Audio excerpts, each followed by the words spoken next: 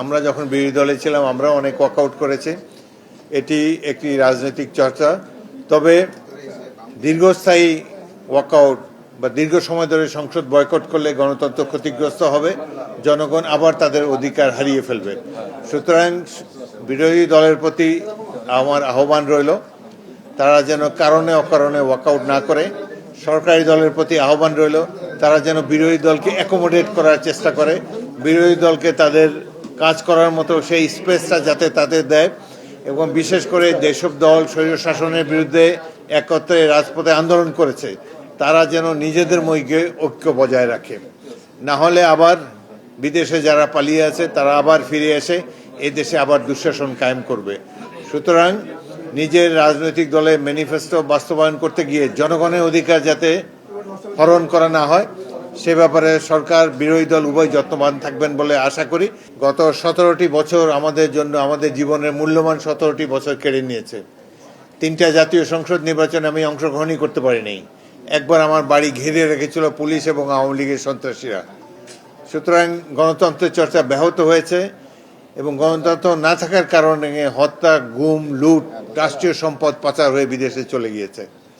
সুতরাং এই ধরনের একটা অন্ধকারাচ্ছন্ন অন্যায় আমাদের জাতীয় জীবনের সবচাইতে অন্ধকার সময় ছিল বিগত 16 বছর, যেখানে নির্বাচনের নামে প্রহসন মঞ্চস্থ হয়েছে, সাধারণ মানুষের কোনো অধিকার ছিল না, মানবাধিকার দেশ থেকে বিদায় নিয়েছে, গণতন্ত্রকে তারা ঝেঁটিয়ে বিদায় করেছে তৎকালীন শাসক দল।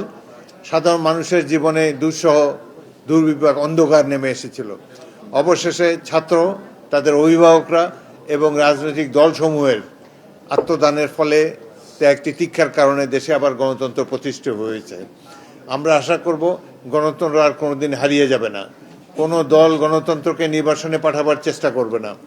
আমরা আশা করব সাধারণ মানুষের অধিকার যেন সবসময় প্রতিষ্ঠিত থাকে, গণতন্ত্র যেন বিরাজমান থাকে, জনগণ যাতে তাদের পছন্দের সরকার বেছে নিতে পারে তাদের ইচ্ছামতো, এই স্বাধীনতা যেন তাদের থাকে। আমাদের মানুষ রাজনীতি সচেতন, তারা কোনো স্বৈর শাসককে সহ্য করে না। গণতন্ত্র, মানবাধিকারের প্রতি চির অনুগত বাংলাদেশের মানুষ, তারা এখন আগের চাইতে অনেক বেশি সচেতন হয়েছে। সুতরাং আগামী দিনে কোনো স্বৈর শাসক বাংলাদেশে প্রভাব বিস্তার করবে এই সম্ভাবনা আমি দেখতে পাচ্ছি না, কারণ বাংলাদেশের জনগণ গণতন্ত্রের প্রতি সচেতন এবং গণতন্ত্রের অতন্দ্র প্রহরী। আমাদের লক্ষ্য অর্থনৈতিক মুক্তি। এই দেশ ধীরে ধীরে সমৃদ্ধির পথে এগিয়ে যাবে। সাধারণ মানুষ তাদের ভাত কাপড়, তাদের যে সাধারণ জীবনযাপনের জন্য কোনো বাধা না আসে পৃথিবীতে, তারা যেন স্বচ্ছন্দে নিজের পছন্দ মতো পেশায় স্বাধীনভাবে উপার্জন করতে পারে, পরিবার পরিচালনা করতে পারে, প্রতিপালন করতে পারে, সেই স্বভাবতা